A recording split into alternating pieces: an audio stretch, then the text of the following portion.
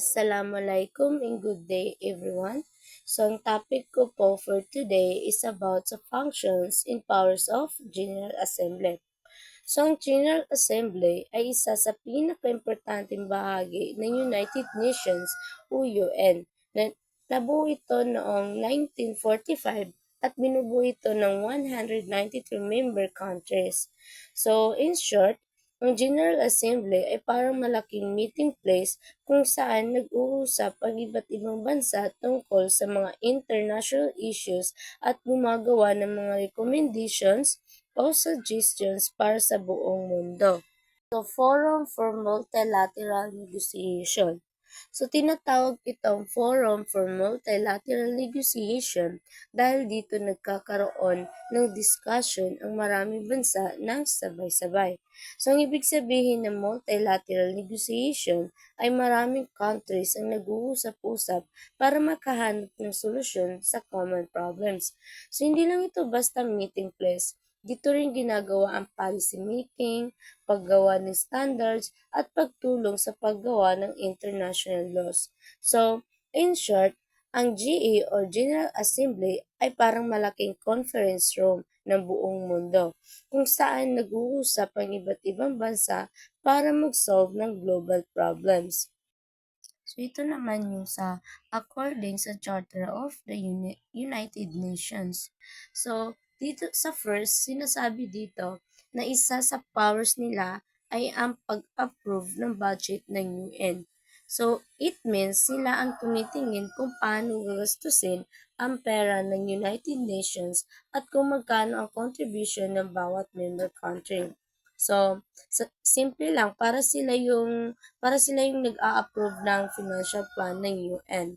So second is ang General Assembly din ang nag-e-elect ng mga non-permanent members ng Security Council at ibang officials.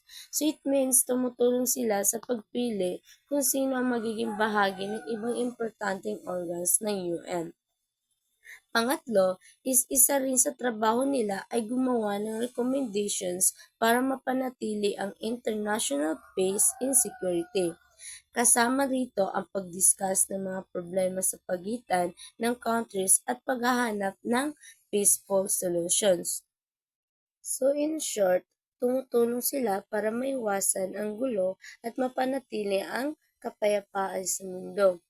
So pang-apat is pwede nilang pag-usapan at iba't ibang international issues basta pasok ito sa sakop ng UN Charter. So kapag may problema sa pagitan ng mga bansa, pwede silang gumawa ng recommendations para makatulong. So number 5 is ang General Assembly ay nagpo-promote din ng cooperation sa iba't ibang areas tulad ng human rights, education, health, culture, economy, and humanitarian concerns. So it means gusto nilang magtulungan ang mga bansa para sa development ng buong mundo. So number 6 is pwede rin sila gumawa ng recommendations para ma-resolba ang conflict sa pagitan ng countries ng mapayapa. So ang goal nila ay maiwasan ng war at mapanatili ang magandang relasyon ng mga bansa. So the next one is tumatanggap din sila ng reports mula sa Security Council at ibang UN organs para malaman kung anong nangyayari at kung ano pa ang kailangan gawin. So dito naman sinasabi na may special situation din kung saan pwedeng kumilos ang General Assembly. So kapag hindi naka-act ang Security Council dahil may disagreement o veto, pwedeng pumasok ang General Assembly gamit ang Uniting for Peace Resolution. So it means kahit hindi gumalaw ang Security Council, pwede pa rin gumawa ng recommendations ang GA para mapanatili ang international peace and security. So, in short, kapag hindi nagkasundo ang Security Council, pwedeng tumulong ang GA para may magawang solusyon.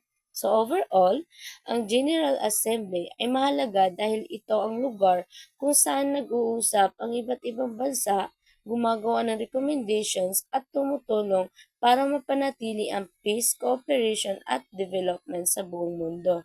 So, dito lang po nagtatapos ang aking report or ang part ko. So, thank you po.